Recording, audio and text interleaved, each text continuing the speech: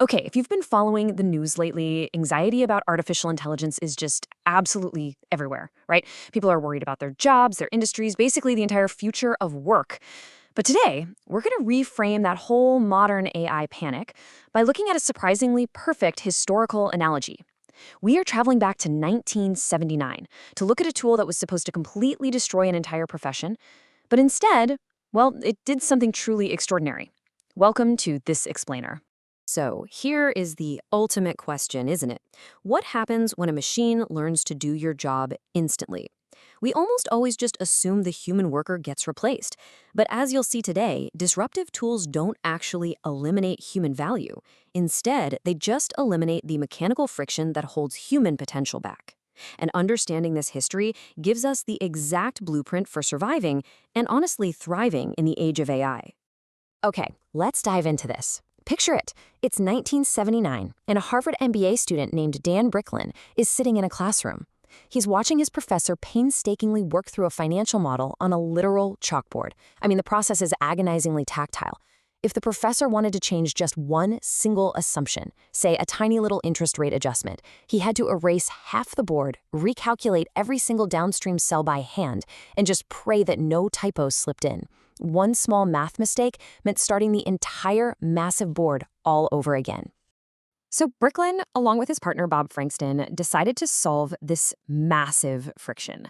They built VisiCalc for the Apple II, which was the world's very first spreadsheet software. Now, at first, the press treated it as this weird curiosity, and academics kind of dismissed it as a toy. But the pundits and industry watchers, oh man, they immediately drew a dramatic line in the sand regarding its threat to the workforce. The sheer panic at the time was just palpable.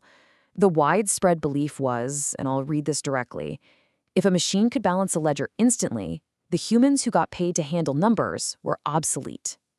There was this genuine, deep-seated fear in 1979 that the accounting profession, a discipline that had literally existed for centuries, was going to end.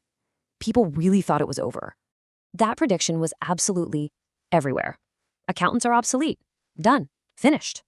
But here is the critical flaw in that 1979 panic. The pundits made a fatal conflation. They completely confused the baseline mechanics of arithmetic with the high-level architecture of accounting. They truly believed that the entire value of a professional accountant lay in the physical execution of the math.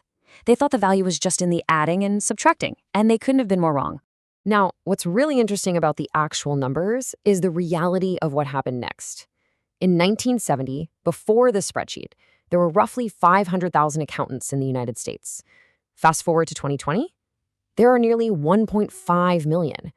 The profession didn't disappear at all. It absolutely exploded. It grew threefold right after the introduction of the exact tool that was supposed to kill it. So how on earth did this happen? Well, the error the doomsayers made was missing how human behavior fundamentally changes when the marginal cost of a mechanical task drops to zero. You see, before the spreadsheet, running an alternative business scenario like a simple what-if analysis was an incredible enterprise luxury. It required teams of clerks manually totaling columns for days. Because calculation was so hard and expensive, companies rarely explored more than one or two futures. But when calculation became basically free, the demand didn't stay flat. The demand for calculation absolutely exploded. So the crucial point is that VisiCalc didn't eliminate accounting. It simply mechanized the basic bookkeeping and gave birth to the entirely new, highly valuable field of financial modeling. The human worker was no longer just a biological calculator, they became a strategist. And look how fast this moved. VisiCalc walked on the Apple II in 1979 so that Lotus 123 could run in 1983, which brought incredible new speed and database management to the IBM PC.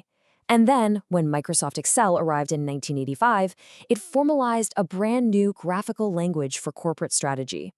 This wasn't just some slow, gradual progression, it was an absolute revolution in how businesses operated.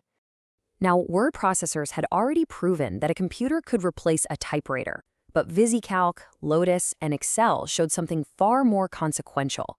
They proved that personal computers could replace thinking infrastructure. The machine finally had a real reason to sit on every single desk in America. The spreadsheet didn't turn everyone into an accountant, it turned everyone into a modeler.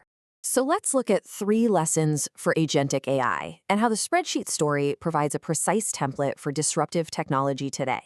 This history gives us such a precise template for how we are going to absorb agentic AI. Lesson 1. The baseline shifts, but the worker scales. When arithmetic became a utility, the accountant's role shifted from recording historical data to analyzing strategic intent. The work actually became way more valuable.